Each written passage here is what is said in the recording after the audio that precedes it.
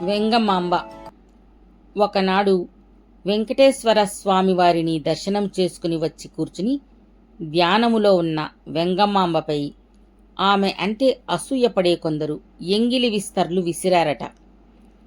అవి తగిలి ధ్యానభగ్నమైన వెంగమాంబ, ఈ రోజుతో నీ వంశం నాశనమవుతుంది, అందరూ రక్తం కక్కుకొని చస్తారు అని శపించిందిట.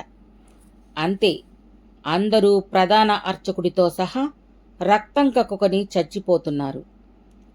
అది చూసిన ఒక బామ్మ తన మనవడిని తెచ్చి అక్కడ వదిలిపెట్టింది. ఆ చిన్ని బాలుడు మాత్రం పాక్కుంటూ వెళ్ళి వెంగమాంబ కాళ్లను పట్టుకున్నాడు. కోపము తగ్గిన ఆమె, మీ వంశంలో ఒక్కడు మాత్రం బ్రతుకుతూ ఉంటాడు అని చెప్పింది. అప్పటి నుండి ఇప్పటికీ ప్రభుత్వం నియమించిన ప్రధాన అర్చకుల కుటుంబాలలో ఒక్కడు మాత్రమే బ్రతుకుతున్నాడట. వెంగమాంబ వెంకటాచల వైభవం అనే పుస్తకం రాసి తెచ్చింది. అంతే, అక్కడ వివాహం కాని వారందరికీ పెళ్లిళ్ళు అయ్యాయి. జనం అంతా ఆమెకు భక్తులయ్యారు. గుంపులు గుంపులుగా వెంగమాంబను చూడటానికి వెళ్ళేవారు. ఆమెకు ఏకాంతం తగ్గింది. అందుకని దూరంగా తుంబరకోన వెళ్ళి తపస్సు చేస్తూ రాత్రివేళ సొరంగ మార్గం గుండా ఆనంద నిలయం వచ్చి వెంకటేశ్వరునికి పూలు పెట్టి పాత పూలను తీసివేసి కొత్త పూలను పెట్టి పూజించేదట. ఉదయం వెళ్ళిన అర్చకులు ఇలా పూలు ఎలా మారుతున్నాయో తెలియక అయోమయంలో పడ్డారు.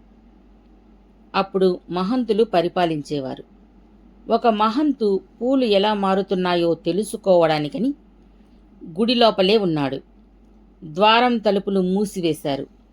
ఒక రాత్రివేళ దివ్య తేజంతో వెలుగుతున్న వెంగమాంబ అక్కడ ఉన్న పలకాన్ని తొలగించుకొని లోనికి వచ్చింది. పూజించడం మొదలుపెట్టింది. ఆమెను చూసిన మహంతు కళ్ళు తిరిగి పడిపోయాడు.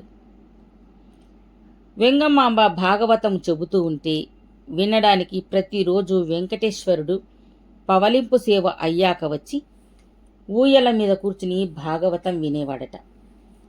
తెల్లవారుజామున సుప్రభాత సేవకు తిరిగి వెంగమాంబకు చెప్పి వెళ్ళిపోయేవాడట.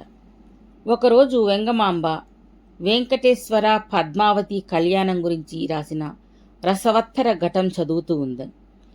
అంతలో సుప్రభాత సమయం అవుతూ ఉండగా వెంకటేశ్వరుడు బయలుదేరుతూ ఉండగా వెంగమాంబ, ఆగండి స్వామి అందట.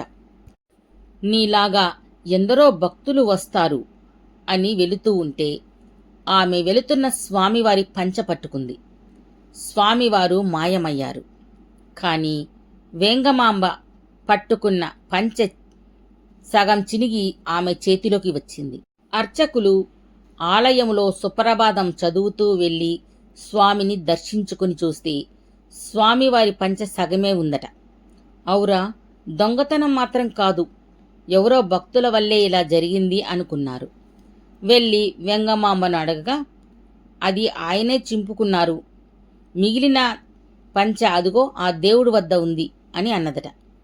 వారు ఆ పంచెను పల్లకిలో తీసుకుని వెళ్ళగా చిరిగిన ఆ పంచె కలిసిపోయిందట.